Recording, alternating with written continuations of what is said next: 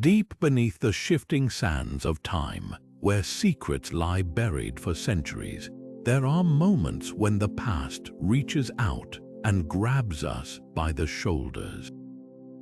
Picture this: a team of archaeologists brushes away layers of dust, their tools scraping against something solid. Then, a gasp, the glint of gold catches the light, or perhaps it's the eerie gaze of a statue staring back after millennia of silence. These are the moments that rewrite history, the discoveries that force us to rethink everything we thought we knew.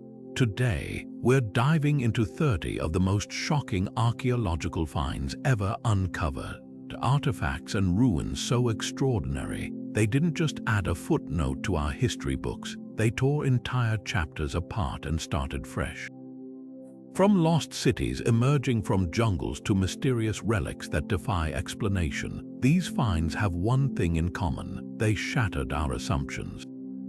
Think about it. How many times have you heard that history is set in stone? But what if the stone itself tells a different story? Take the Antikythera Mechanism, a 2,000-year-old device so advanced it was dubbed the world's first computer. Or the Terracotta Army, an underground legion of thousands, silently guarding a Chinese emperor's tomb for over 2,000 years. These aren't just artifacts, they're time capsules, whispering secrets about civilizations that were far more sophisticated, more daring, more human than we ever imagined. What makes these discoveries so thrilling isn't just their age or their beauty. It's the way they pull us into the mystery. Who built these things? Why were they hidden? And what else is still out there waiting to be found? Every broken pottery shard, every cryptic inscription is a puzzle piece in the grand story of us. So whether you're a history buff, a curious explorer, or just someone who loves a good mystery, this journey is for you. Because by the time we're done, you'll see the past and our place in it in a whole new light. Ready to dig in? Let's uncover the truths that history tried to bury. The sea has always kept its secrets well, but occasionally it lets one slip. In the year 1901, sponge divers exploring a shipwreck off the coast of Antikythera, Greece, stumbled upon a corroded lump of bronze that would send shockwaves through the world of archaeology. At first glance, it seemed unremarkable, just another artifact lost to the depths. But when researchers painstakingly cleaned and examined it, they uncovered something extraordinary: a complex system of interlocking gears, precisely arranged like the inner workings of a clock. This was the Antikythera Mechanism, a device so advanced it rewrote our understanding of ancient technology. Imagine a machine built over 2,000 years ago, capable of predicting solar eclipses, tracking the cycles of the moon, and even marking the dates of the Olympic Games. The mechanism's dials and inscriptions functioned like an ancient user manual, guiding its operator through celestial events with astonishing accuracy. What's truly baffling is that nothing even remotely this sophisticated appears again in the historical record for over 1,000 years. So how did the Greeks engineer such a marvel? Some scholars believe it was the work of legendary minds like Archimedes or Hipparchus, both known for their groundbreaking inventions. Others argue it might have been a one-of-a-kind prototype, lost to time until now. The debates surrounding the Antikythera Mechanism only deepen the mystery. Was it a navigational tool for sailors, a teaching device for philosophers, or perhaps even a sacred object used in religious ceremonies? Every new scan and reconstruction reveals another layer of complexity, leaving experts both awestruck and unsettled. This wasn't just a calculator, it was a window into a civilization far more technologically daring than we ever imagined. And the most haunting question of all lingers: if they could build this, what else did they create that we haven't found yet? The discovery of the Antikythera Mechanism didn't just rewrite a single chapter of history, it tore open an entirely new book. For centuries, we'd assumed the ancient world was technologically primitive, relying on simple tools and rudimentary machines. But this intricate device, with its precision gears and astronomical calculations, forced us to confront a startling truth. the Greeks possessed engineering knowledge so advanced it rivaled the complexity of 18th century clockwork. The implications ripple far beyond archaeology. Modern engineers and scientists have studied its design, marveling at how its creators miniaturized celestial mechanics into a handheld device. Some even argue it hints at a lost tradition of mechanical innovation, one that might have vanished with the burning of libraries like Alexandria, taking untold inventions with it. What's equally fascinating is how the mechanism has reshaped modern research. Its discovery sparked a race to uncover other ancient technologies that defy expectations.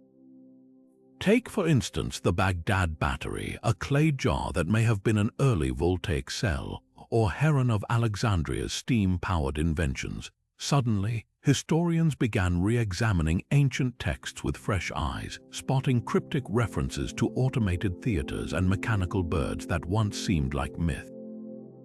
The Antikythera Mechanism became a Rosetta Stone for decoding these lost arts, proving that ingenuity isn't just a modern trait, it's a thread woven through all of human history.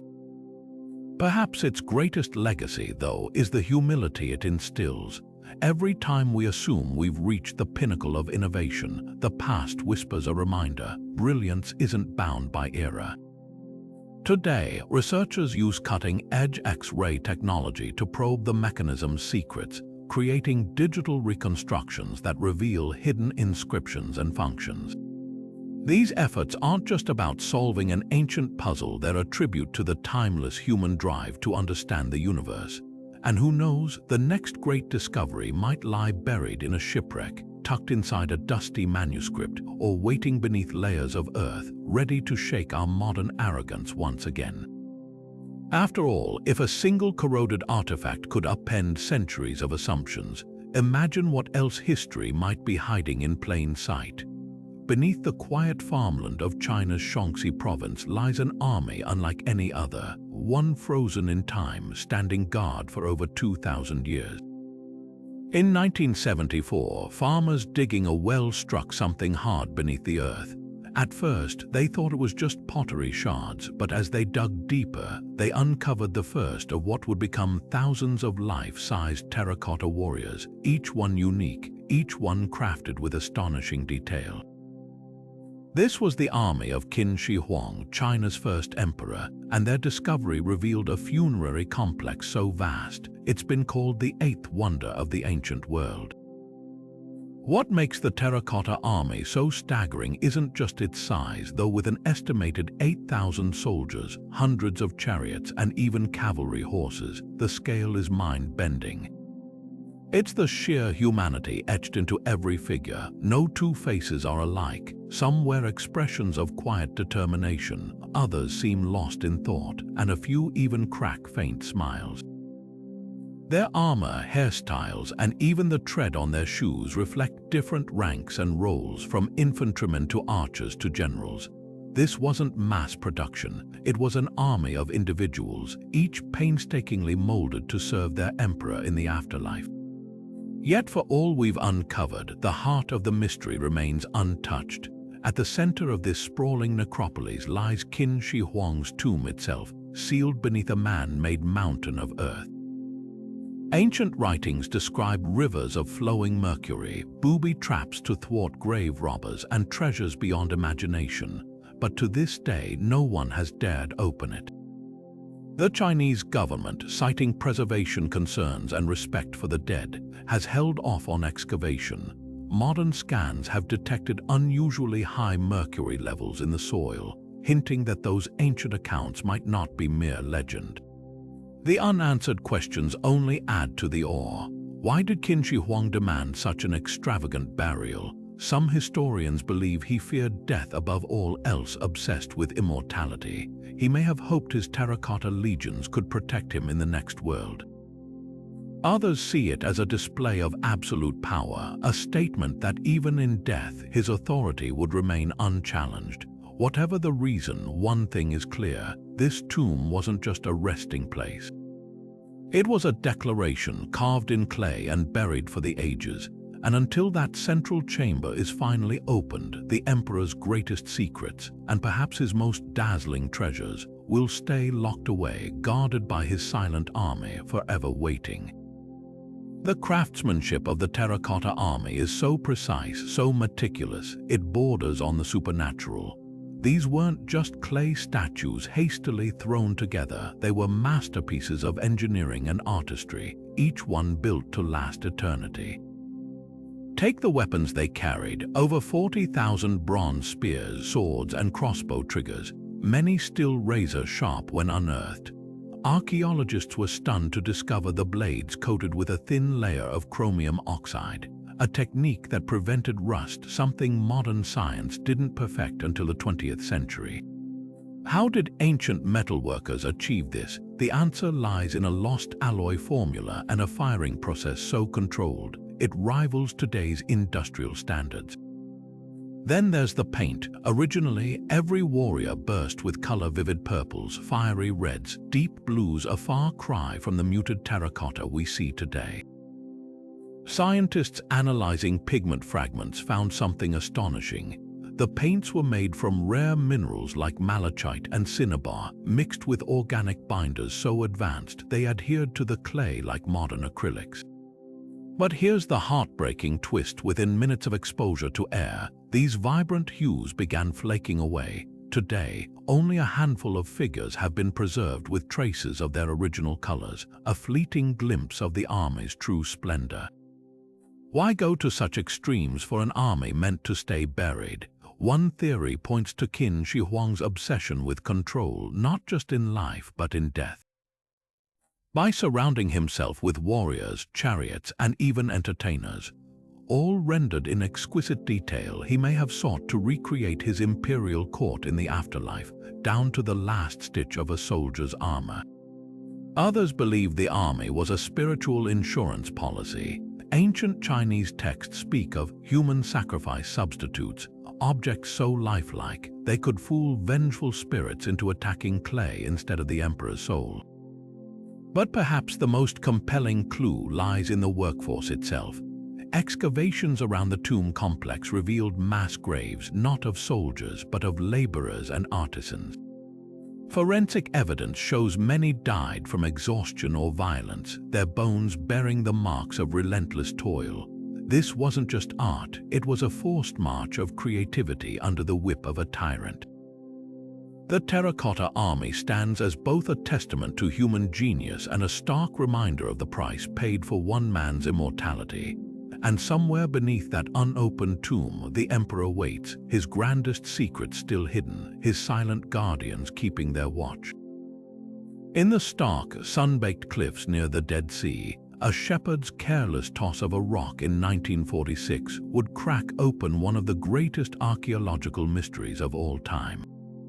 Searching for a lost goat, young Bedouin shepherds hurled stones into a cave, and instead of hearing the bleat of an animal, they heard the shatter of pottery. Inside those clay jars lay fragile, ancient manuscripts, their leather and papyrus pages rolled tight like sacred whispers from the past. These were the first of the Dead Sea Scrolls, a collection of texts so revolutionary they would rewrite our understanding of the Bible, ancient Judaism, and the birth of Christianity. What makes these scrolls so extraordinary isn't just their age, dating back over 2,000 years. They're among the oldest surviving biblical documents ever found. It's the sheer breadth of what they contain. Some books, like the Book of Isaiah, match nearly word for word with the Hebrew Bible we know today, proving the astonishing accuracy of scribes who copied these texts across centuries. Others reveal entirely unknown works, psalms, prophecies, and community rules from a Jewish sect called the Essenes, who may have hidden these scrolls as Roman armies advanced. But the real bombshell, fragments of every Old Testament book except Esther were found, alongside commentary that challenges long-held assumptions about how these sacred texts evolved. Yet with such groundbreaking discoveries come fierce debates. Scholars still argue over who wrote the scrolls. Were they the work of the Essenes or a broader collection of Jewish groups fleeing persecution? Some passages describe a teacher of righteousness at odds with corrupt priests, fueling theories about early Christian connections. Then there's the battle over ownership. For decades, access to the scrolls was tightly controlled by a small circle of scholars, leading to accusations of academic gatekeeping. It wasn't until the 1990s, after outcries and leaks, that the full texts were finally shared with the world. The scrolls also forced us to confront uncomfortable questions. Why were certain books included in the Bible while others, like the War Scroll, a vivid prophecy of an apocalyptic battle, were left out? Some fragments even hint at lost traditions, like a calendar unlike any in use today, or rituals that blur the lines between Judaism and early Christianity. Every faded ink stroke is a puzzle piece, and we're still assembling the picture. One thing's certain: these crumbling pages remind us that history isn't a static relic, it's a living, breathing argument, and the Dead Sea Scrolls are far from done speaking. Preserving the Dead Sea Scrolls has been a race against time. Every touch risks turning 2,000-year-old parchment to dust. When the first scrolls were discovered, archaeologists faced a nightmare scenario. Some were so brittle they crumbled at the slightest movement. Others had fused into hardened lumps from centuries of moisture. Early attempts to unroll them involved brute force, even sticking them between glass panes, which caused irreversible damage. But today, teams use tools straight out of science fiction. Multispectral imaging reveals vanished ink, DNA analysis traces the animal skins used for parchment, and artificial intelligence stitches together fragments like a digital jigsaw puzzle. The goal isn't just conservation, it's resurrection, bringing words erased by time back into the light. These texts didn't just survive, they upended history. Before the scrolls, many assumed the Hebrew Bible had remained static for millennia, but the scrolls revealed a living tradition, with multiple versions of sacred texts circulating simultaneously. Take the Book of Jeremiah. One scroll presents a version significantly shorter than the one in modern Bibles, proving these texts evolved over generations. Then there's the Son of God scroll, which describes a messianic figure who'll rule the heavens. Some scholars see echoes of early Christian theology here, while others argue it reflects Jewish apocalyptic thought. The lines between the two faiths blur in these faded lines, forcing us to rethink how religions diverge and intersect. The scrolls also shattered stereotypes about ancient Judaism. The Essenes, likely the scroll's authors, weren't the temple-centric Jews of Sunday school lessons. Their writings describe radical purity rituals, solar calendars at odds with mainstream Judaism, and a bitter feud with Jerusalem's priesthood.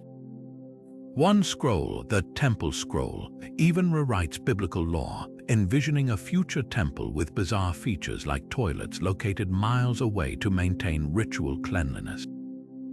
This wasn't some fringe group. Their ideas found fertile ground, influencing movements that would later birth Christianity.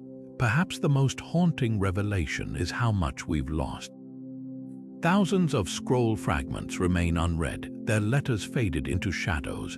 Some were even repurposed. Medieval bookbinders unknowingly sliced up Dead Sea Scrolls to reinforce spines of later manuscripts. But every recovered word is a victory. When researchers recently deciphered a previously blank fragment using advanced imaging, they found the name Jerusalem in delicate Hebrew script, the oldest non-biblical mention of the city ever found.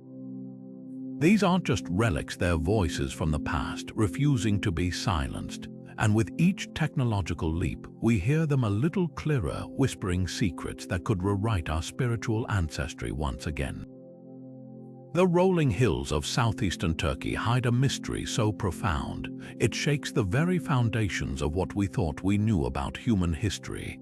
Here, buried beneath layers of earth for 12,000 years, lies Göbekli Tepe, a vast temple complex so ancient, it predates the invention of agriculture, the wheel, even the written word by millennia.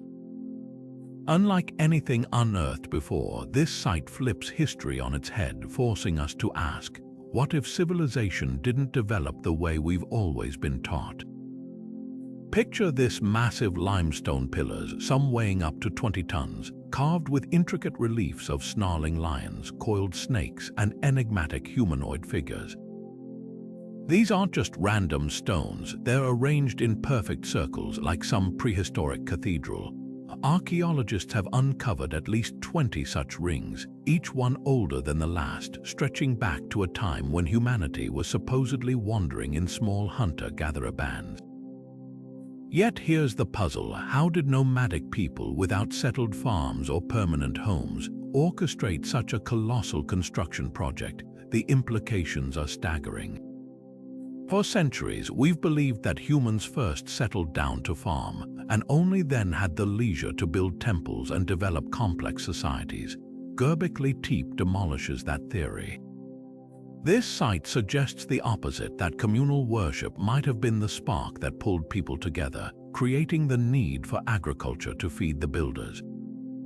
Think about that. Religion, not survival, could have been the engine that kicked off civilization.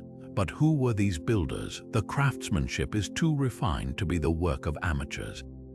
The pillars aren't just stacked, they're fitted with grooves and sockets, locked together like a giant stone jigsaw puzzle. Some researchers argue this points to a specialized class of artisans, a concept we didn't think existed until much later. Even more haunting are the carvings themselves. Vultures loom over headless human figures, while abstract symbols, possibly an early form of proto-writing, dot the surfaces. Were these warnings sacred stories, a prehistoric billboard left for us to decode? Theories abound, but answers remain elusive. Some suggest Göbekli Tepe was a pilgrimage site, drawing people from across the region for rituals. Others propose it was an astronomical observatory with pillars aligned to solstices and star patterns. Then there's the eerie fact that the entire complex was deliberately buried around 8000 BC, filled in with tons of rubble as if to hide its existence. Was it abandoned in fear, or was the burial itself part of some forgotten ceremony? What's undeniable is this: Göbekli Tepe forces us to rewrite the story of human progress. If hunter-gatherers could organize such a monumental project, what else were they capable of? The site predates Stonehenge by 6,000 years, the Egyptian pyramids by 7. It stands as a humbling reminder that our ancestors were far more sophisticated, more driven by shared purpose than we ever imagined. And with only a fraction of the site excavated, who knows what other revelations still lie buried, waiting to upend history once again? Who were these master builders of Göbekli Tepe, and how did a society of hunter-gatherers, people we've long pictured roaming in small, scattered bands, achieve such a monumental feat? The answer upends everything we thought we knew about prehistoric life. These weren't primitive nomads living hand to mouth. The scale of the site suggests a level of organization and cooperation that rivals modern construction projects. Imagine hundreds, maybe thousands of people converging on this hillside, hauling 20-ton stones from quarries over a kilometer away, shaping them with stone tools, then erecting them with precision.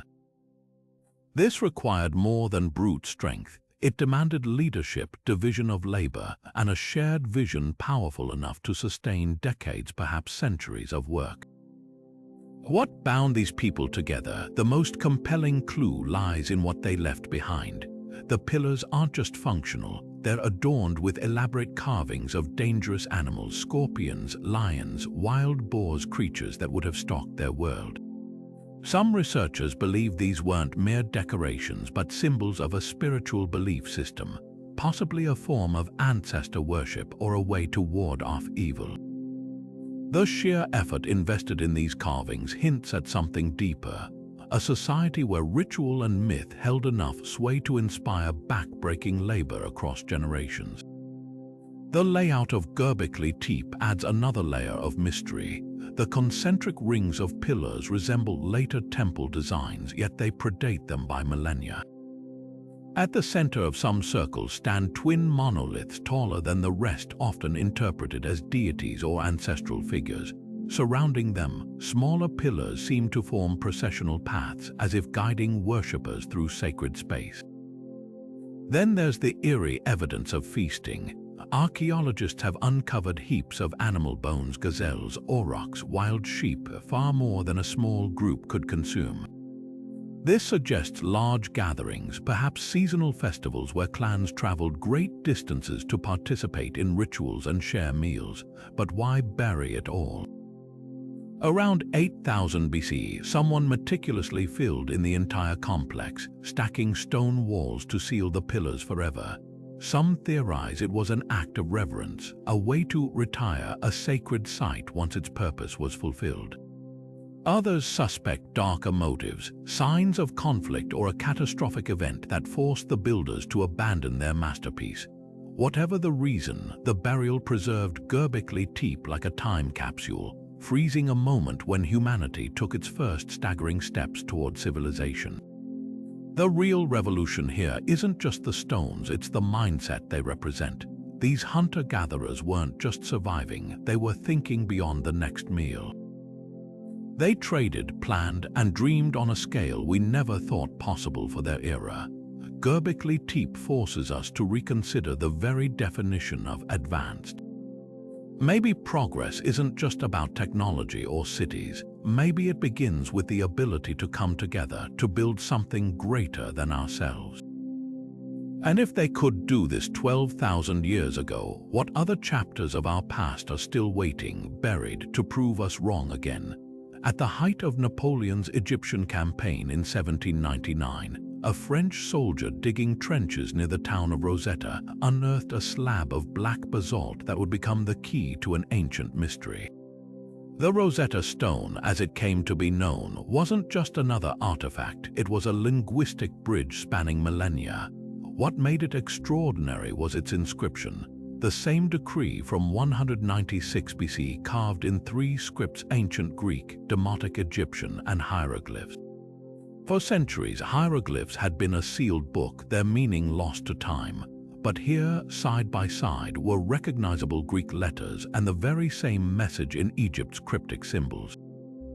The race to crack the code was on. Enter Jean-Francois Champollion, a linguistic prodigy obsessed with ancient Egypt since childhood. While others tried and failed to match symbols to letters directly, Champollion realized hieroglyphs weren't just an alphabet, they were a hybrid system.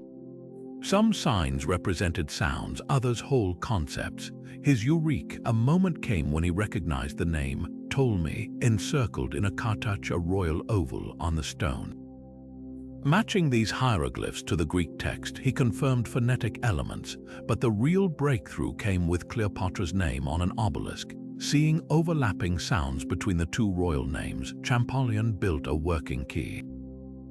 By 1822, he deciphered the entire system, unlocking stories etched in stone for 2,000 years. Yet the Rosetta Stone's tale isn't just one of scholarly triumph, it's shadowed by colonial rivalry. After Napoleon's defeat, the stone became British spoils of war under the Treaty of Alexandria in 1801. Today, it sits in the British Museum, a point of contention as Egypt seeks its repatriation. The irony is palpable. The artifact that revived Egypt's voice remains separated from the land it helped rediscover. What did we gain from Champollion's work? Everything. Suddenly, temple walls covered in hieroglyphs transformed from ornate decorations into historical records, prayers, and poetry. We met pharaohs like Ramses the Great through their own words, understood religious rituals, and even decoded medical texts. The Rosetta Stone didn't just translate a language, it resurrected an entire civilization's thoughts, fears, and triumphs. And it begs the question, how many other ancient voices are still waiting for their key to be found? The Rosetta Stone didn't just unlock ancient Egypt, it revolutionized how we understand language itself. Before its discovery, scholars assumed hieroglyphs were purely symbolic, a secret code for priests. Champollion's breakthrough revealed something far more profound, that writing systems evolve, borrowing and adapting across cultures. His work laid the foundation for modern linguistics, proving that scripts could mix sounds and symbols. a concept seen today in Japanese kanji or emoji. Suddenly, researchers had a roadmap for deciphering other lost languages, from Mesopotamian cuneiform to Mayan glyphs.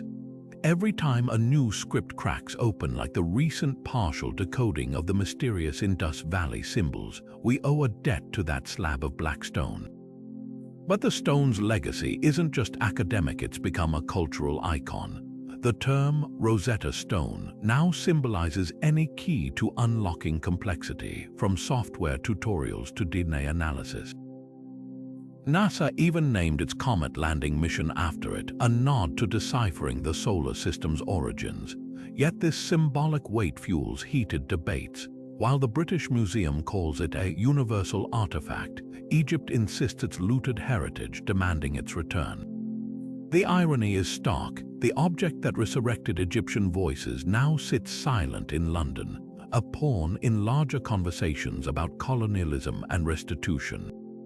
When protesters spray-painted "Stolen" on its display case in 2022, they weren't just targeting glass, they were challenging who gets to control history. Recent technology adds new layers to the saga. High-resolution scans reveal chisel marks invisible to the naked eye, hinting at the scribe's techniques. Spectral imaging has even uncovered traces of pigments, suggesting the stone might once have been painted a vibrant billboard rather than the monolith we see today. Meanwhile, digital replicas let anyone hold the stone virtually, democratizing access while the original remains disputed. Perhaps this is its final lesson. That translation isn't just about words, it's about power, memory, and who gets to tell the story. 2 centuries after Champollion, the Rosetta Stone still speaks, not in hieroglyphs, but in the unresolved tensions between past and present. And that's a language we're all still learning to read. Imagine holding a book that no one on Earth can read. Its pages crackle with age, filled with looping, alien handwriting beside drawings of plants that don't exist, zodiac wheels with impossible constellations, and nude women bathing in emerald green liquid. This isn't fiction, it's the Voynich Manuscript, a 200-page puzzle that's defied codebreakers, linguists, and even wartime intelligence agencies for over 6 centuries. Named after the rare book dealer Wilfrid Voynich, who discovered it in 1912, this artifact isn't just mysterious, it feels deliberately unknowable. The manuscript script is its first enigma. Its characters flow like European cursive, yet they belong to no known alphabet. Some letters resemble Latin, others float like Arabic diacritics, and a few seem plucked from pure imagination. Statistical analysis reveals patterns matching natural languages' word lengths, repetition frequencies, but no one's found a Rosetta Stone to crack it.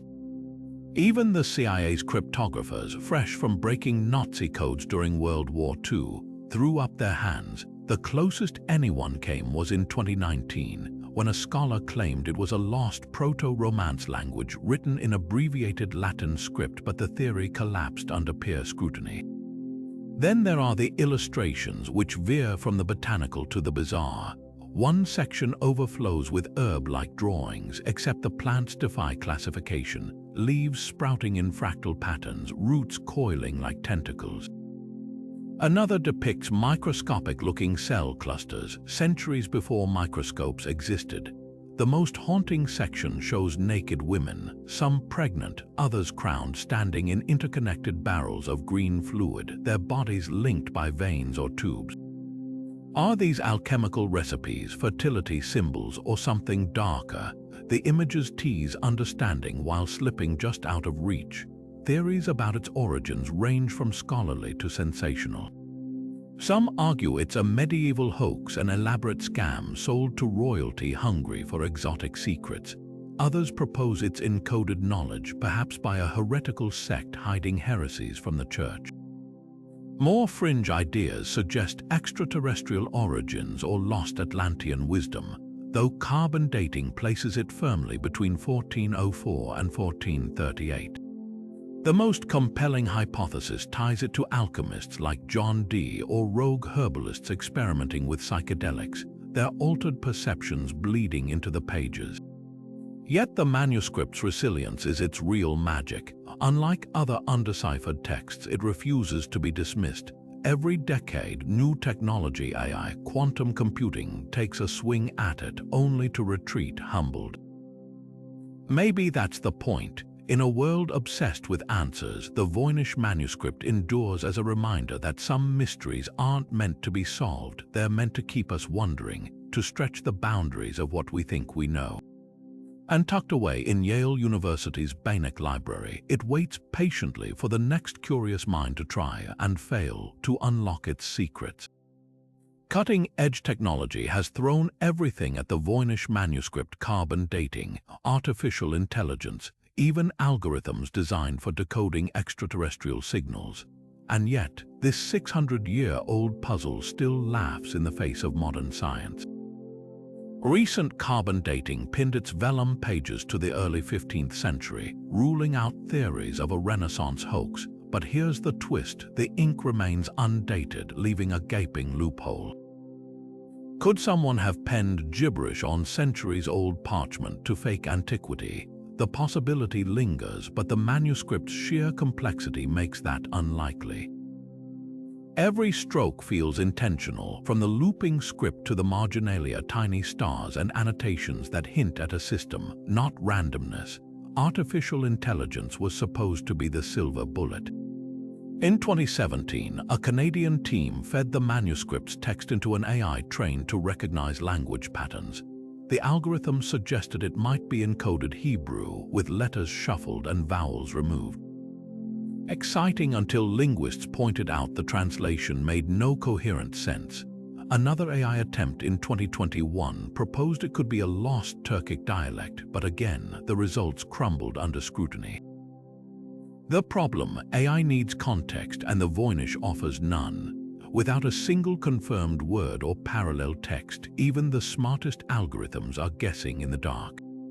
Then there's the ink itself. Advanced spectroscopy revealed something bizarre. The blue and green pigments match 16th century paints, but the brown text ink contains compounds unknown in medieval Europe. One theory suggests the scribe used a unique Gaul formula, perhaps with rare minerals from as far as Afghanistan. This raises wild questions. Was the author a globe-trotting alchemist, a collector of exotic materials, or is the ink's strangeness another red herring in a manuscript built on misdirection?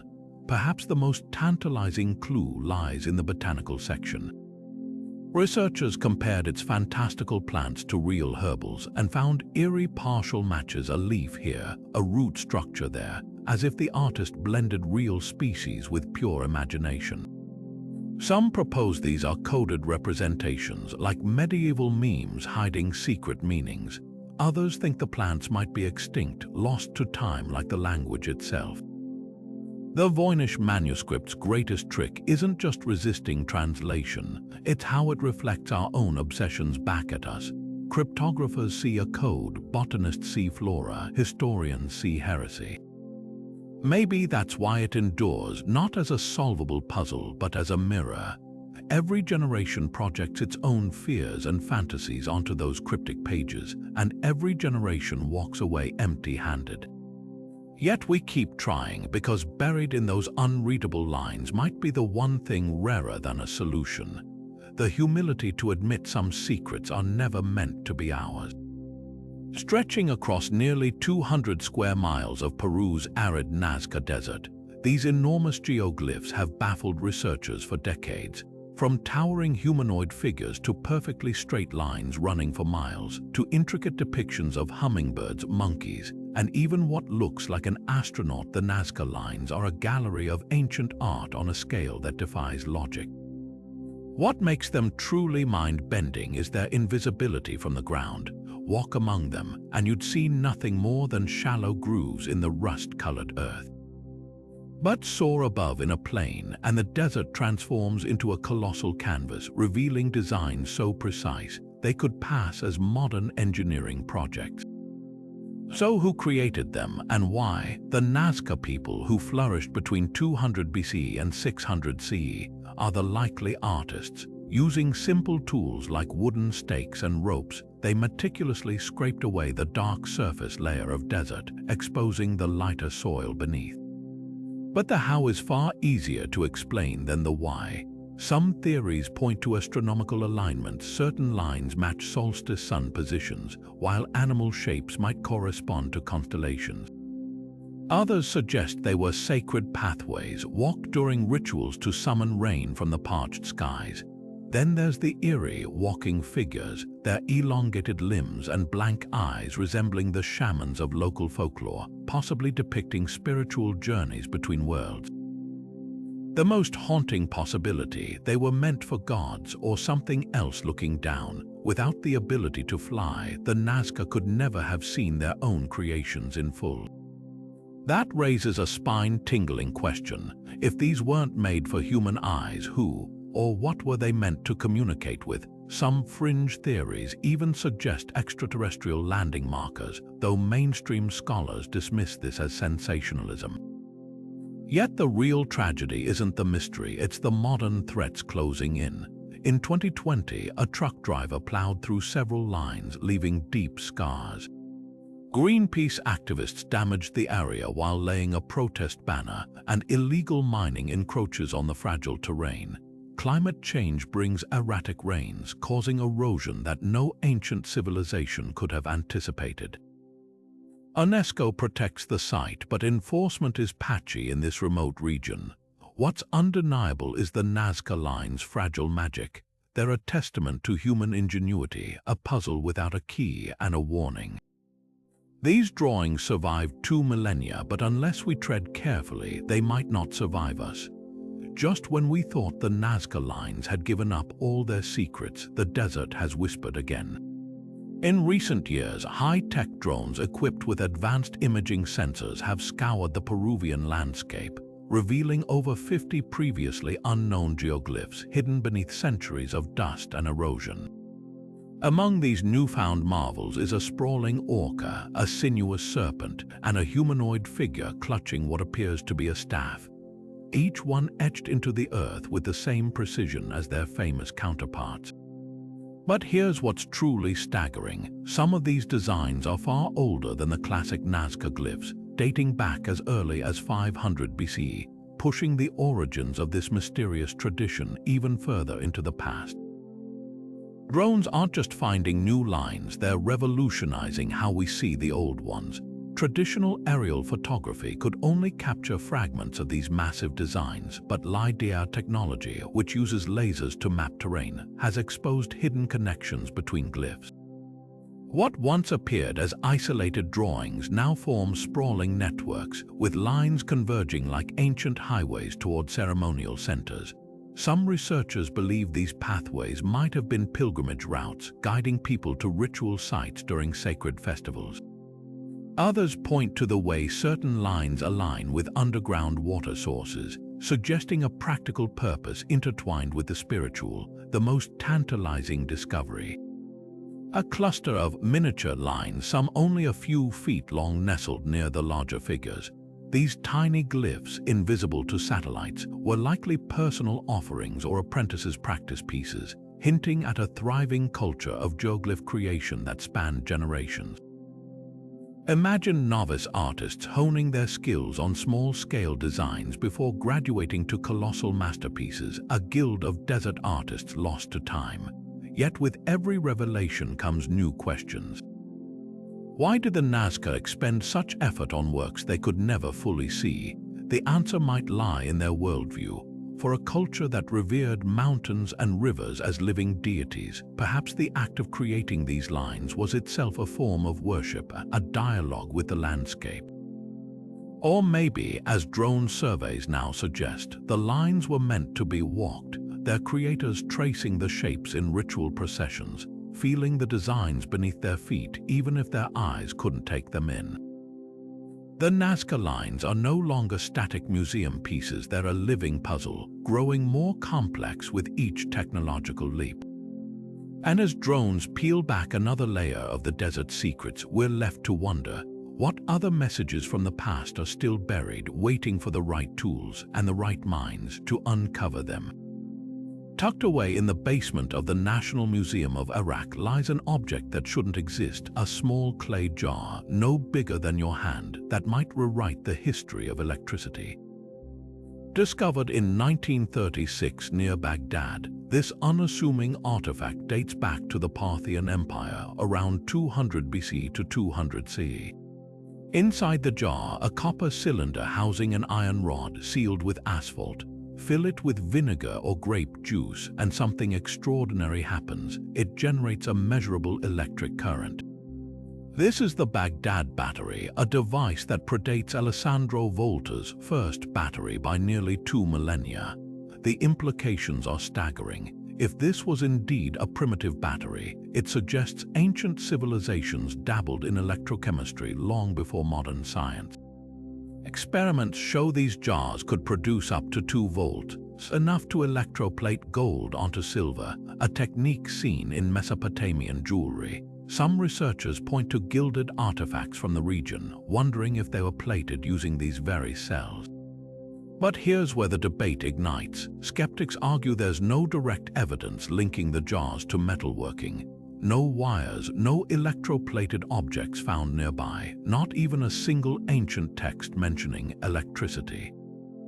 Alternative theories abound. Could these vessels have held sacred scrolls, their metal components merely structural? The asphalt seal fits this idea. It's waterproof, perfect for preserving papyrus. Others propose ritual use. Imagine priests delivering mild shocks to devotees as divine touch, or using the jars to generate eerie glows with bioluminescent algae. One particularly compelling theory ties them to pain relief. Ancient Greek and Egyptian texts describe electric fish being used to numb ailments.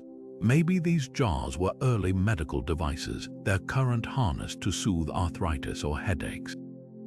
Yet the mystery deepens with the absence of context. Only a dozen such jars have ever been found, and all were unearthed without documentation during early 20th century excavations. Were they mass-produced tech or one-off experiments? The Parthians left no manuals, only whispers in the dirt. Even the name Baghdad Battery is modern branding. We've imposed our narrative onto an artifact whose true purpose might be forever lost. Perhaps the most tantalizing question isn't what was it, but what could it have become? If these were batteries, why didn't the technology evolve? Did war, upheaval, or simply lack of need snuff out this spark of innovation? The Baghdad battery stands as both a triumph and a tragedy, a glimpse of roads not taken in humanity's technological journey. And in that quiet museum basement, it hums with untapped potential, waiting for us to decipher its shocking secrets. Modern scientists couldn't resist putting the Baghdad battery to the test. What happened next blurred the line between ancient artifact and groundbreaking discovery. In the 1970s, German Egyptologist Arne Eggebrecht built a replica, filling it with grape juice as an electrolyte. The result, a steady current strong enough to electroplate a silver statuette with gold, just as some Mesopotamian artifacts appear to be. His experiment suggested these jars weren't just ceremonial oddities, they could have been functional tools. But skeptics pushed back. Without wires or direct evidence linking the batteries to plating workshops, the theory remained tantalizing but unproven. Then came more rigorous testing. A team from Mythbusters replicated 10 jars, wiring them in series to boost voltage. The array produced enough power to generate a faint glow in a gold-plated vial, proof that, at least in theory, the batteries could create visible effects. Meanwhile, researchers at Pennsylvania University found that even a single cell, when filled with vinegar, could deliver consistent current for over a week. These weren't flukes, they were reproducible technologies, hinting at a deliberate understanding of electrochemical principles, but the plot thickens. Some scientists argue the batteries might have had an entirely different purpose: pain relief. Ancient Greek texts describe physicians using electric fish to numb ailments. Could these jars have been early electrotherapy devices? Experiments show their mild current can stimulate nerves, potentially easing joint pain or headaches. Imagine a Parthian healer placing electrodes on a patient's temple, the hum of forgotten science pulsing beneath their fingertips. Yet the biggest revelation isn't just what the batteries could do, it's what their existence implies about innovation. We often picture technological progress as a straight line, but the Baghdad battery suggests sparks of genius can flicker and fade, lost to time until rediscovered. These jars challenge our arrogance, whispering that the past might have been far more electrifying than we ever dreamed. And with each experiment, we're left wondering what other ancient inventions are waiting to shock us back to reality. High in the Andes, just above the former Inca capital of Cusco, stand the Sacsayhuaman walls, a megalithic marvel that defies logic. Picture massive limestone blocks, some weighing over 100 tons, stacked like a colossal jigsaw puzzle. The stones aren't just heavy, they're sculpted with such precision that you can't slip a razor blade between them. No mortar, no gaps, just seamless perfection. These aren't rough-hewn boulders, their edges curve and interlock with mathematical precision, creating undulating walls that have withstood 5 centuries of earthquakes while modern buildings crumble around them. How did the Inca achieve this? The theories range from the plausible to the fantastical. Traditional archaeology points to painstaking craftsmanship, copper and bronze tools, sand abrasion, and trial and error fitting. But here's the catch: even with today's technology, replicating these cuts would be a monumental challenge. Some stones have 12 or more angles, each one matching its neighbor with millimeter accuracy. Workers might have used wooden molds or plaster casts to transfer measurements, yet no such templates have ever been found. Then there's the lost technology camp. Ancient astronaut theorists whisper about sonic levitation or stone softening plants described in colonial-era chronicles. One Spanish priest wrote of a mysterious liquid the Inca applied to rocks, making them malleable like clay. Modern experiments show certain plant acids can indeed soften limestone superficially, but nothing explains the flawless execution. Others point to the wall's zigzag shape. Could it be a giant seismic dampener designed to dissipate earthquake energy? The Inca didn't have the physics equations we do, yet their walls outlast everything we've built beside them. The most compelling clue might lie in Inca stonemasonry's spiritual dimension. To them, rocks weren't inert material. They were huacas, sacred beings with spirits. The finest walls often honored Pachamama, the earth goddess. Perhaps the builders didn't just cut stone, they communed with it, treating each block as a living partner in construction. This reverence translates into patience, generations of artisans slowly shaping, testing, and adjusting until the fit was divine. Sacsayhuaman's true genius might be its humility. In a world obsessed with speed, these walls whisper that mastery takes time. They challenge our arrogance, proving that primitive doesn't mean simple, and that some secrets, even in plain sight, remain just beyond our grasp. Beneath the towering walls of Sacsayhuaman, another mystery lurks in the shadows, a labyrinth of tunnels and chambers snaking through the earth, their origins as enigmatic as the stones above. In 2021, ground-penetrating radar revealed a network of hidden passageways beneath the fortress, some stretching over 600 feet into the darkness. These aren't crude crawl spaces, but carefully engineered corridors, their walls smoothed and reinforced in ways that mirror the precision of the surface masonry. The discovery sent shockwaves through the archaeological community, not just for its scale, but for how it intertwines with one of Peru's most enduring legends, the lost gold of the Inca. Stories of subterranean treasure have haunted these hills for centuries. Spanish chroniclers wrote of Inca priests spiriting away golden artifacts through secret tunnels as conquistadors closed in. One account describes a vast underground hall called Chincana, its walls sheathed in gold, accessible only through hidden entrances. For years, these tales were dismissed as folklore until now. The newly mapped tunnels align eerily with colonial descriptions, with some passages leading toward the nearby Temple of the Sun, a site once dripping in precious metals.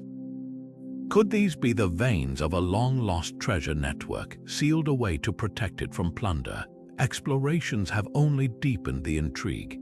In one chamber, researchers found remnants of ceremonial offerings, gold leaf fragments, broken pottery, and the bones of sacrificed llamas. Beneath another, thermal imaging detected anomalies suggesting hollow spaces or metal deposits.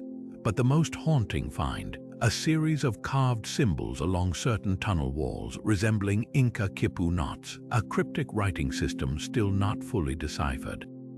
Some researchers believe these could be markers, guiding the way to something far more valuable than gold: knowledge.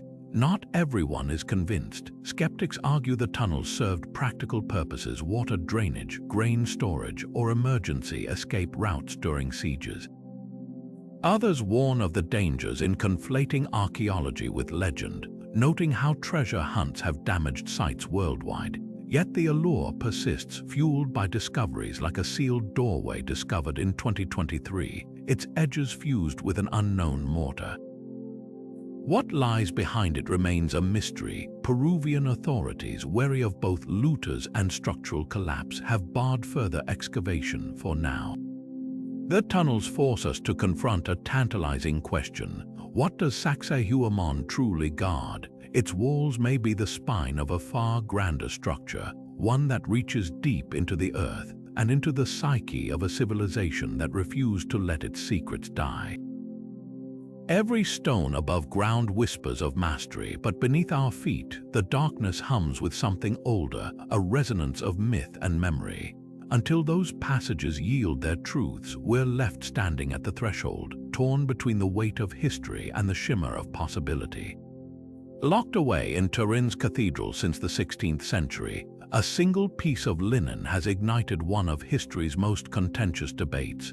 The Shroud of Turin, a 14-foot-long cloth imprinted with the ghostly image of a bearded, crucified man, has been called both the most sacred relic of Christianity and the most elaborate medieval forgery. To believers, it's the very fabric that wrapped Jesus' body after the crucifixion, its mysterious image a divine imprint of his resurrection. To skeptics, it's an ingenious hoax crafted to dazzle pilgrims and fill church coffers. But the truth, as always, lies somewhere in the tangled threads of science, faith, and history. First, let's examine the image itself. The shroud's faint, sepia-toned figure shows a man with wounds consistent with Roman crucifixion nail marks at the wrists, not the palms, as medieval art often depicted, a spear wound to the side, and scourge marks from flagellation. Even more baffling is how the image formed. It's not painted, no pigments exist on the fibers. Instead, the discoloration penetrates only the topmost threads, like a chemical burn or some form of oxidation. In the 1970s, NASA scientists analyzed the image using advanced imaging technology and concluded it had three-dimensional properties, as if projected by a burst of energy. Could this be the flash of resurrection, as some theorize, or is there a more mundane explanation? Then came the radiocarbon bombshell. In 1988, scientists from Oxford, Zurich, and Arizona were granted permission to cut a small sample from the shroud's edge for carbon dating. The results placed the linen between 1260 and 1390 CE, squarely in the Middle Ages. Case closed, not quite. Critics immediately challenged the findings. They pointed to the sample location, a corner that might have been repaired after a medieval fire, skewing results. Others questioned whether bacterial contamination or carbon monoxide exposure could have artificially aged the fibers. Recent studies even suggest the original flax plants might have grown in mineral-rich soil, throwing off the dating. The debate rages on, with no definitive resolution in sight.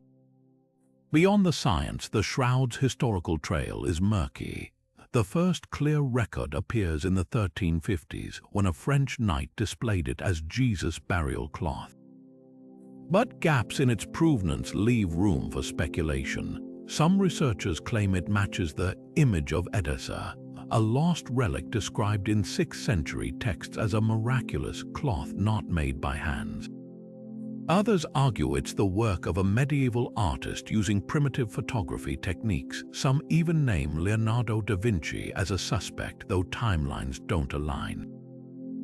What's undeniable is the shroud's enduring power.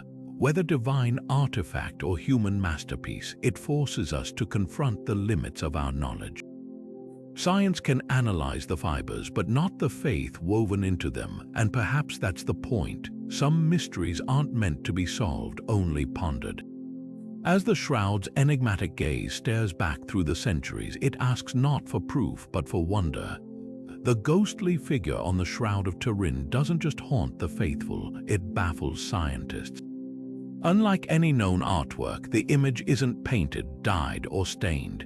It's more like a scorch mark, but one with bizarre properties. Under microscopic scrutiny, researchers found the discoloration affects only the topmost fibers of each thread, as if the cloth was exposed to a fleeting burst of energy that subtly caramelized the linen's sugars.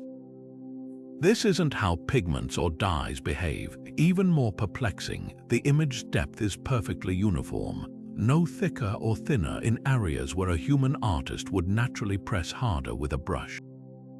It's as if the entire figure was projected onto the cloth all at once. Could medieval artisans have faked this? Some theorists point to primitive photography techniques. In 2009, an Italian scientist recreated a faint, shroud-like image using a camera obscura and ultraviolet light, a method theoretically available in the 14th century. But here's the catch. His experiment required hours of exposure, while the shroud's image appears instantaneous. Others suggest a rubbing technique with powdered pigment, yet no residue has ever been found embedded in the fibers. The most audacious theory involves a form of radiation. In 2015, a team of physicists proposed that a short, intense burst of neutron radiation could explain both the image and the controversial carbon dating results. Neutrons might have altered the linen's carbon isotopes, making it appear younger to tests, while simultaneously imprinting the figure through some form of energy transfer. It's a wild idea, but not impossible. Historical accounts of resurrection often describe blinding light, and modern science shows radiation can indeed leave ghostly imprints on surfaces. Then there's the blood. Forensic analysis reveals the reddish-brown stains contain hemoglobin and bilirubin compounds found in real blood, particularly from severe trauma. The stains also fluoresce under UV light, matching the properties of aged blood. But here's the twist. The blood appears to have seeped onto the cloth before the body image formed, as if the figure materialized around existing stains. No known medieval forgery method could achieve this precise sequencing. The shroud's enigma grows when you examine its anatomical accuracy. The wounds align perfectly with Roman crucifixion practices, wrists pierced rather than palms, knees abraded from falls, shoulders dislocated from hanging. Even the flow of blood matches gravity's pull, with rivulets running down the arms at exact angles. This level of medical detail would have been unknown to medieval artists, who typically depicted crucifixions with clean, symbolic wounds. Modern forensic pathologists have even identified signs of post-mortem bleeding, consistent with a body being wrapped shortly after death. Perhaps the most haunting clue lies in the eyes. In 1978, researchers discovered microscopic traces of coins placed over the eyelids, a Jewish burial custom. Enhanced images reveal markings resembling a Roman lepton minted under Pontius Pilate. If verified, this tiny detail would anchor the shroud firmly in 1st century Judea. But like everything with this relic, controversy swirls. Numismatists debate whether the blurry shapes truly match known coins, and skeptics argue pollen grains found on the shroud, some from plants native to Jerusalem, could have been transferred by later handlers. The shroud doesn't just resist explanation, it defies categorization. It's too precise for a medieval fake, too anomalous for conventional science, and too evocative to dismiss. Whether divine or devised, it stands as a mirror reflecting our own limitations. every test, every theory brings us closer to understanding until the next revelation pulls us back into the mystery. And so the cloth endures, its silent figure holding secrets we may never fully unravel. Standing sentinel on the windswept shores of Easter Island, the Moai are more than just stone giants. They're silent witnesses to one of history's most dramatic cautionary tales. Carved from volcanic tuff between the 13th and 16th centuries, these towering figures average 13 feet tall and weigh a staggering 14 tons each. But the most astonishing Moai, nicknamed El Gigante, lies unfinished in the quarry, a behemoth stretching 70 feet and weighing over 200 tons. How did a society with no metal tools, no wheels, and no large animals manage to carve and transport hundreds of these megaliths across miles of rugged terrain? The answer lies in a mix of ingenuity and desperation that ultimately spelled the island's doom. The Rapa Nui people didn't just carve statues, they rewrote the limits of possibility. Using basalt tools called toki, crews chiseled the Moai directly from the soft rock of Rano Raraku crater, the quarry's slope still scarred with partially completed figures. But the real magic happened after separation. Researchers now believe the statues were walked upright to their final positions, rocked side to side with ropes in a motion that left telltale wear patterns on their bases. It wasn't a solo effort. Oral traditions speak of divine power called mana that guided the Moai, but modern experiments show teams as small as 18 people could transport a 10-ton statue nearly a mile per day using this method. The island's ancient roads, carved with parallel grooves, seem custom-made for this walking technique. Yet the Moai's grandeur masks a dark truth. As statue production escalated, the island's once lush palm forests vanished. Tree pollen studies show a startling timeline. By the 15th century, deforestation was so complete that soil erosion made farming nearly impossible. Without timber for canoes, fishing collapsed. The same ingenuity that moved mountains of stone couldn't stop ecological catastrophe. Civil war erupted, clans toppled each other's statues, and by the time Europeans arrived in 1722, the surviving Rapa Nui were starving, their civilization fractured. But the Moai's story isn't just one of collapse, it's about transformation. After the fall, a new cult arose worshipping the birdman god Makemake. The iconic petroglyphs of this era show a society that traded stone giants for spiritual reinvention. Today, the fallen Moai serve as a haunting lesson in balance. They remind us that no achievement, no matter how monumental, can outlast the resources that sustain it. And as archaeologists work to preserve these fragile giants, we're left to wonder, in our own age of engineering marvels, what unseen cliffs might we be walking toward? For decades, the massive stone heads of Easter Island seemed to stand alone, their solemn faces gazing across the island's grassy slopes. But recent excavations have revealed a shocking truth. These iconic Moai are just the tip of the iceberg. Literally, beneath the surface, their bodies extend deep into the earth, some buried up to 15 feet below the ground. Archaeologists carefully brushing away centuries of dirt uncovered elaborate carvings covering the torso's intricate fishhooks, crescent-shaped paddles, and intricate patterns resembling traditional Rapa Nui tattoos. These hidden designs weren't just decorative, they were sacred symbols tying each statue to the island's complex spiritual beliefs. But why bury them? The answer lies in the island's turbulent history. Soil analysis shows that as deforestation worsened, violent dust storms swept across the land, gradually entombing the statues. Some researchers suggest the Rapa Nui people may have intentionally buried their Moai to protect them during clan wars or environmental collapse. Others believe the slow buildup of sediment was accidental, a tragic side effect of ecological devastation. Either way, these buried bodies are rewriting our understanding of the island's past, and the discoveries don't stop there. Advanced ground-penetrating radar has revealed something even more astonishing: hidden platforms beneath the statues, each aligned with astronomical precision.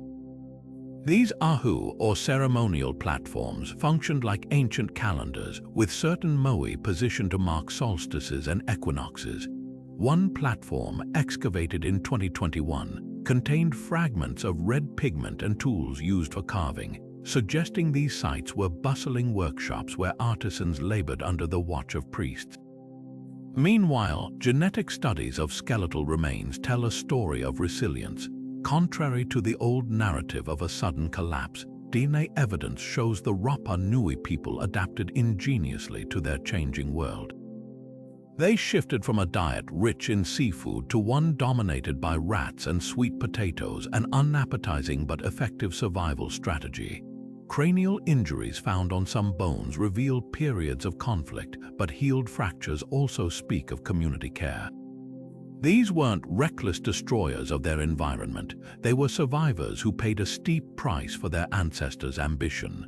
Perhaps the most poignant find is a small moai, barely 3 feet tall, unearthed near a cluster of household ruins in 2023. Unlike the stern giants dotting the coastline, this figure's face is gentle, almost smiling. Its base bears a carving of a pregnant woman, a rarity in Rapa Nui art. Some scholars interpret it as a symbol of hope created during the island's darkest days. Others see it as evidence of a cultural shift, where reverence for ancestors gave way to more intimate forms of worship. These discoveries paint a far richer picture of Easter Island than the cliché of a civilization doomed by its own hubris. The Rapa Nui didn't just carve statues, they engineered a sophisticated society capable of astonishing artistry, precise astronomy, and painful adaptation.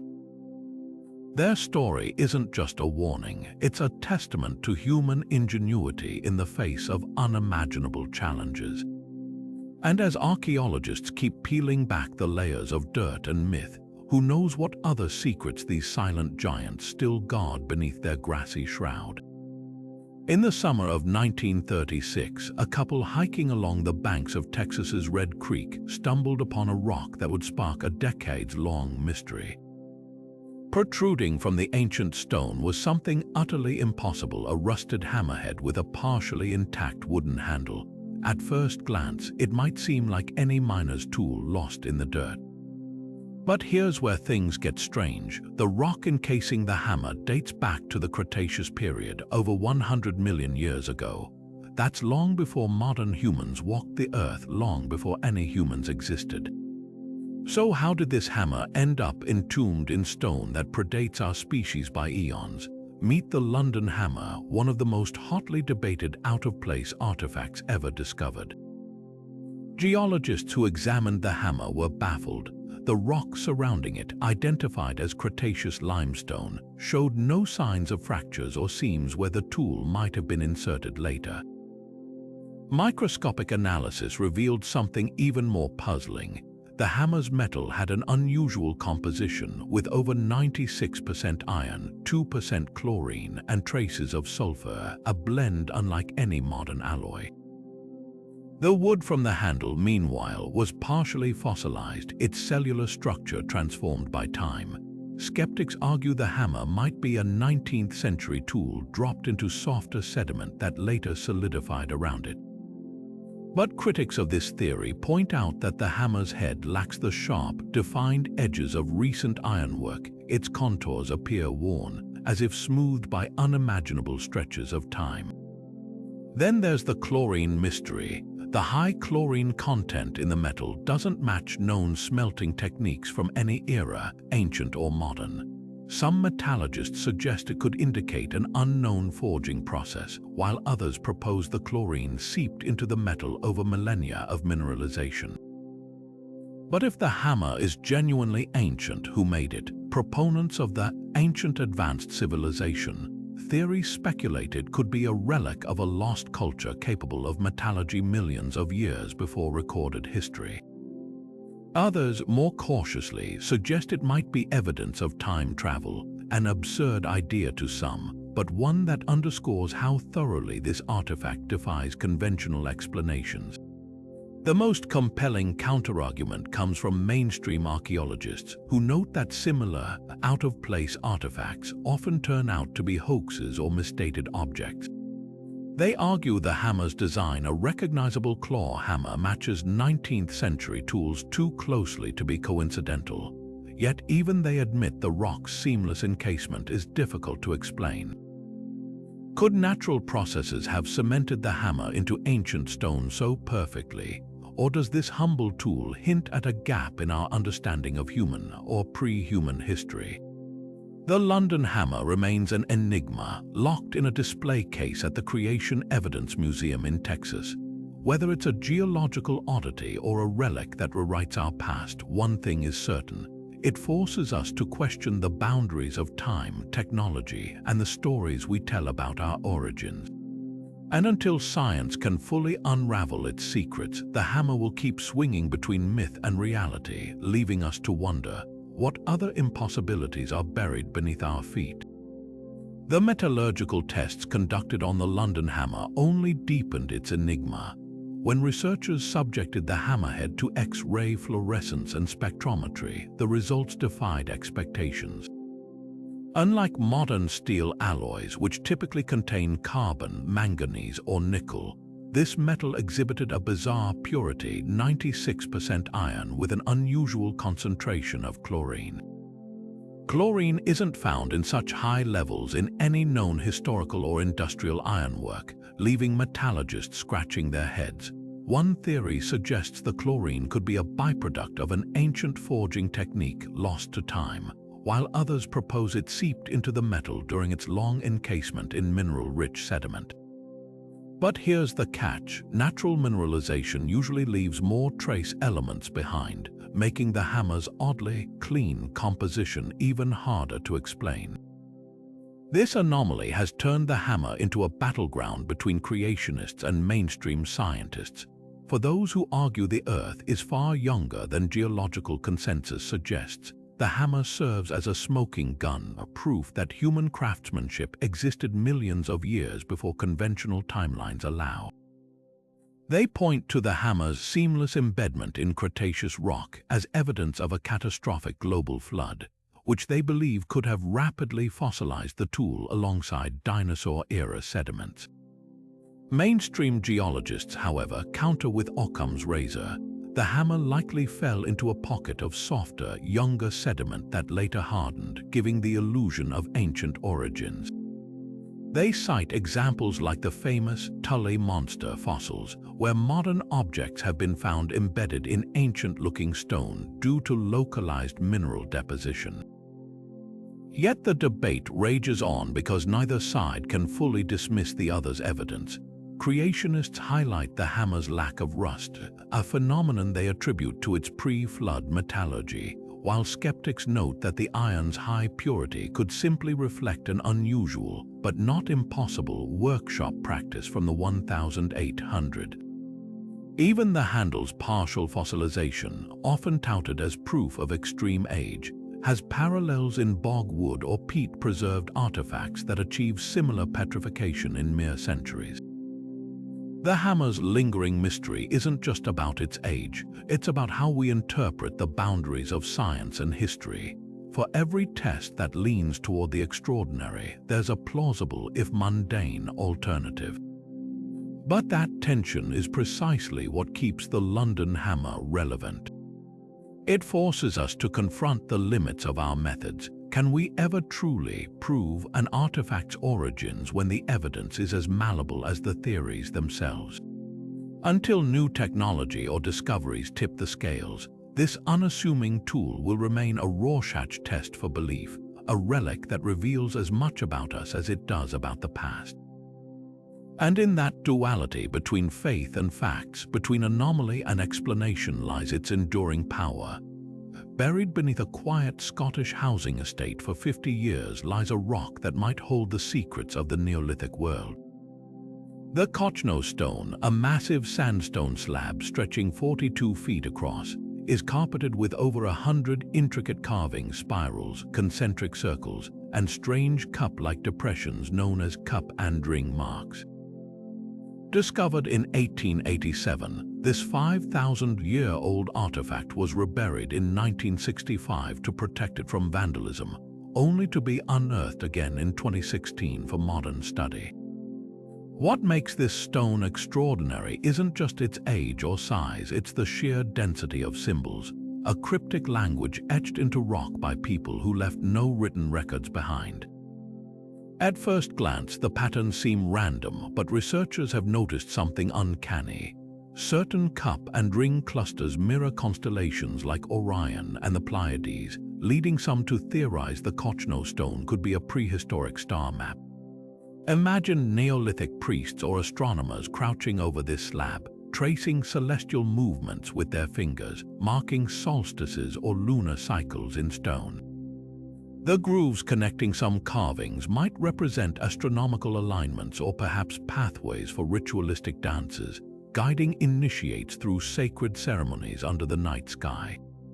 Yet not all scholars agree. Opponents argue that without definitive proof of intentional alignment, the star map theory remains speculative, a case of seeing patterns where none were meant to exist.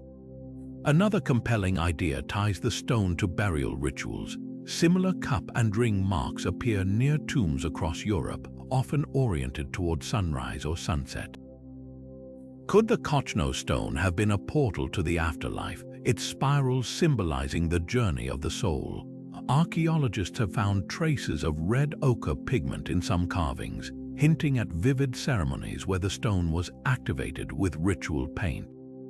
Some cup marks even align with underground water sources, suggesting a connection to chthonic deities or healing rites. The grooves might have channeled rainwater or sacrificial liquids, turning the entire slab into a dynamic, interactive altar. Then there's the darker interpretation. A few carvings resemble later Bronze Age weapon marks, dagger shapes and axe heads, leading some to wonder if the stone was a battleground of symbols rewritten over centuries by warring clans. The overlapping designs could reflect shifting power dynamics, with new rulers adding their own marks to claim the sacred site. Or perhaps the stone was a prehistoric legal document, its carvings recording treaties or territorial boundaries in a language we've yet to crack. Modern technology has peeled back layers of mystery. 3D laser scanning revealed previously invisible carvings, including a set of four-toed footprints, a motif tied to Bronze Age death rituals. Spectral analysis even detected traces of animal fat in the deepest cups, suggesting offerings or communal feasts. Yet for every answer, new questions emerge. Why was the stone deliberately buried in antiquity, only to be rediscovered millennia later? And why, out of hundreds of similar stones across Britain, does the Kochno stone bear such an exceptional concentration of symbols? For now, the stone keeps its secrets, its whispers just beyond our understanding. Whether star chart, ritual stage, or something beyond our modern frameworks, it stands as a testament to the ingenuity of people who saw the cosmos in stone and carved their dreams into the earth. And as researchers continue to scan its surface, we're left to wonder what other messages from the dawn of time are waiting to be read, if only we learn their language. The decision to rebury the Kochno stone in 1965 wasn't an act of surrender. It was a calculated gamble on the future.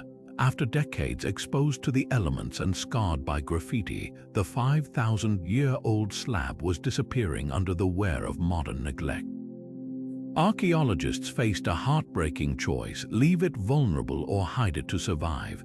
They chose the latter, carefully covering the stone with soil, a temporary goodbye to protect its ancient whispers. But why bury it instead of moving it to a museum? The answer lies in the stone's sacred geography. Uprooting it would sever its connection to the landscape, a relationship Neolithic builders likely considered vital. The stone's carvings might align with nearby hills, water sources, or celestial events, patterns invisible if displayed under sterile gallery lights. Fast forward to 2016, when researchers peeled back that protective layer for the first time in 50 years. Armed with technology unimaginable in the 1960s, they unleashed 3D laser scanners, photogrammetry, and spectral imaging on the stone's weathered surface. These tools revealed hidden carvings, faint grooves, and symbols previously lost to erosion. But the most exciting discoveries are yet to come. Future archaeologists might deploy quantum imaging or AI-powered pattern recognition to decode the stone's symbols by cross-referencing them with other megalithic sites across Europe. Imagine an algorithm detecting a recurring sequence in cup and ring marks from Scotland to Portugal, revealing a prehistoric Rosetta Stone of symbols. Another promising avenue lies in environmental archaeology. Soil samples taken during the 2016 excavation contained traces of pollen and charcoal, clues to the vegetation and rituals surrounding the stone.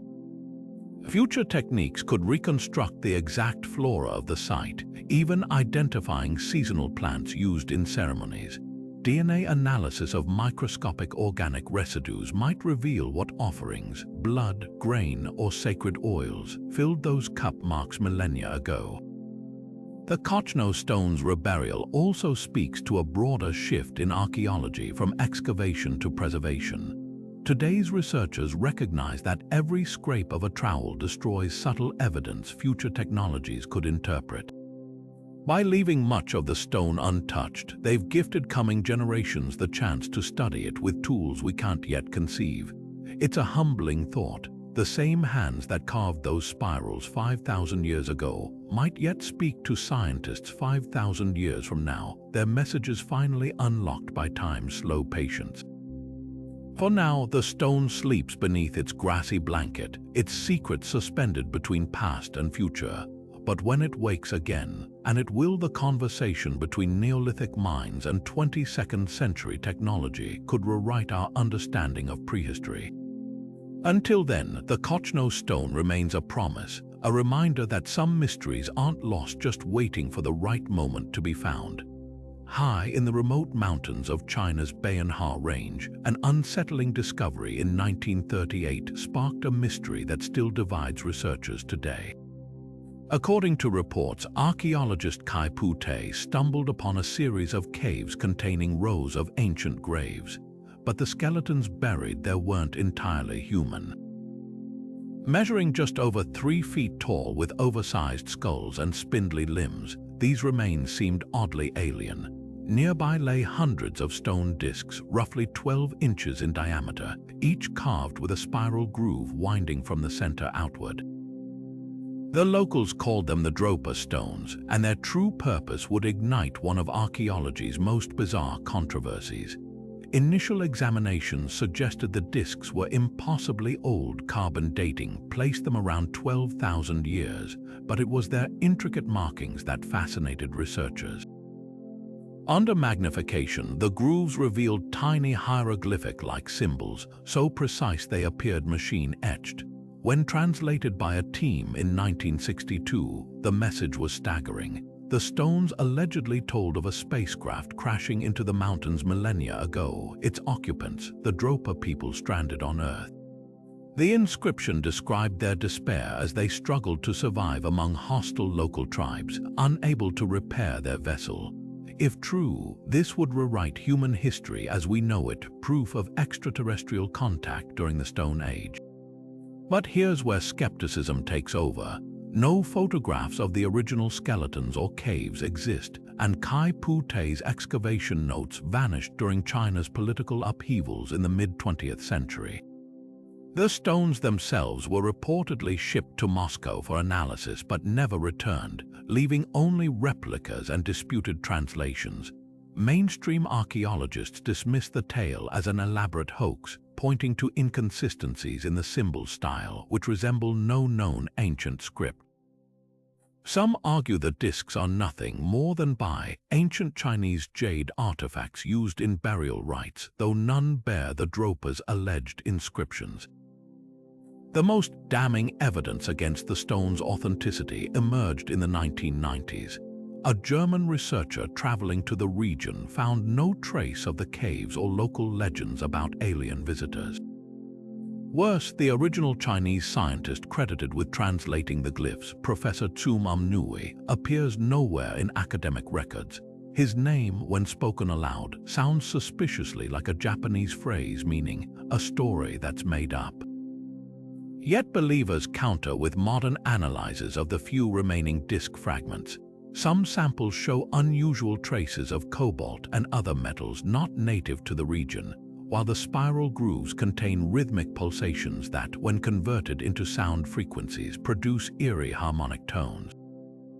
Could these have been some form of ancient audio recording? The theory remains fringe, but it underscores the stone's enduring enigma. Whether artifact or hoax, the Dropa stones force us to confront how easily myth bleeds into history. They've inspired documentaries, novels, and even United Nations discussions about extraterrestrial heritage. But perhaps their real lesson is about human nature, our hunger for connection to the cosmic unknown, and how that longing can shape the stories we tell, whether etched in stone or spun from speculation. Until the original disks resurface, if they ever existed at all, this mystery will keep hovering at the edge of our imagination, a tantalizing what-if from the high Tibetan wilds. The Dropa stones may be shrouded in doubt, but their cultural footprint is undeniable. Long before the internet amplified conspiracy theories, this tale seeped into global UFO mythology, becoming a cornerstone for believers in ancient astronaut theories. In the 1960s and 70s, as fascination with extraterrestrial life exploded, the stones' alleged message of stranded aliens and forgotten spacecraft resonated deeply. Authors like Erich von Däniken featured them in bestsellers like Chariots of the Gods, weaving the Dropa into a grand narrative of prehistorical alien contact. Suddenly, these disputed disks became exhibit for those arguing that advanced civilizations or otherworldly visitors shaped humanity's earliest achievements. Yet the story's appeal also reveals a darker truth: how easily unverified claims can morph into fact through repetition. Tabloids and documentaries recycle the Dropa narrative without scrutiny, while the lack of primary evidence, no original stones, no credible witnesses, was brushed aside. By the time skeptics debunked key details, the legend had already taken root. The stones became a Rorschach test, reflecting whatever audiences wanted to see. For UFO enthusiasts, they were proof of cosmic visitors. For Tibetan nationalists, they symbolized a lost heritage. And for pop culture, they were simply a thrilling mystery, inspiring everything from sci-fi novels to X-Files episodes. Academic dismissal of the Dropa stones isn't just about missing evidence, it's about methodology. Mainstream scholars emphasize verifiable data, artifacts with clear provenance, peer-reviewed translations, and reproducible testing. The Dropa tale fails on all counts. The original translator, Nui, lacks any academic record, and the stones' whereabouts remain unknown. Even the supposed cave site, once a pilgrimage for UFO hunters, shows no archaeological evidence of unusual skeletons or alien relics. Critics argue the entire saga mirrors other 20th century hoaxes like the Piltdown Man, where wishful thinking outpaced rigor. But here's the twist: the Dropa myth's persistence highlights a genuine hunger in our collective psyche.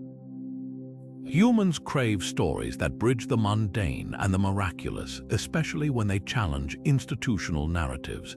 The stones' blend of exoticism, remote Tibet, ancient mystery, and sci-fi flair makes them irresistible, even or especially if they're fabrications. In a way, their cultural impact transcends their authenticity. They've become a modern folktale, a cautionary reminder of how easily we conflate myth with history when the story feels too good to check. Perhaps the most telling legacy of the Dropa stones isn't in caves or contested translations, but in conversations they've sparked about evidence, belief, and the ethics of storytelling. When researchers recently analyzed similar discs from Neolithic China, they found mundane uses: fishing weights, ritual objects with no alien inscriptions. Yet the Dropa legend endures, proving that some mysteries aren't solved by facts alone. They live in the space between what we can prove and what we desperately want to be true, a space where archaeology and imagination collide. And in that collision, the stones remain neither fully debunked nor confirmed, but forever hovering at the edges of our curiosity. Deep in the shadows of Egypt's Saqqara necropolis, a tiny wooden artifact challenges our assumptions about ancient technology. Discovered in 1898 during the excavation of a tomb dating back to 200 BCE, the Saqqara bird is no larger than your hand, a sleek, polished figure with wings swept back like a modern glider. At first glance, it might resemble a falcon, a sacred bird linked to the god Horus, but look closer, the proportions are all wrong for a bird. The wings lack feathers, their sharp angles mirroring aircraft wings, while the tail stands upright like a rudder. This peculiar design has ignited a firestorm of debate. Was this a child's toy, a ritual object, or something far more revolutionary? Aviation enthusiasts point to the bird's uncanny resemblance to aerodynamically stable aircraft. In the 1970s, a team of engineers built a scaled-up replica, adding only a horizontal stabilizer absent in the original. To their astonishment, the model not only flew but demonstrated impressive glide ratios. The curvature of the wings creates lift, and the weight distribution aligns with principles of modern aviation. Could the ancient Egyptians have understood basic aerodynamics? Proponents argue that while they might not have achieved powered flight, observation of birds and wind could have inspired functional glider designs. After all, these were the same people who aligned pyramids with celestial precision. Why not grasp the mechanics of airflow? Skeptics, however, dismiss these claims as overreach. They note the bird's lack of aerodynamic features like wing camber or a propeller, arguing it's more likely a ceremonial throw stick or a weather vane. Similar bird-shaped artifacts have been found across Egypt, many clearly ritualistic. The Saqqara bird's flat underside suggests it might have been mounted on a stand, perhaps as part of a shrine. Others propose it's a child's toy, a sophisticated version of the wooden dolls and animals common in ancient cultures. Without inscriptions or contextual finds linking it to flight, they say, the aviation theory remains speculative. Yet the mystery deepens when you consider the broader context. The Egyptians were master observers of nature, and their art often blended symbolism with startling realism. The bird's tail, vertical rather than horizontal like a bird's, matches the design of early airplane rudders.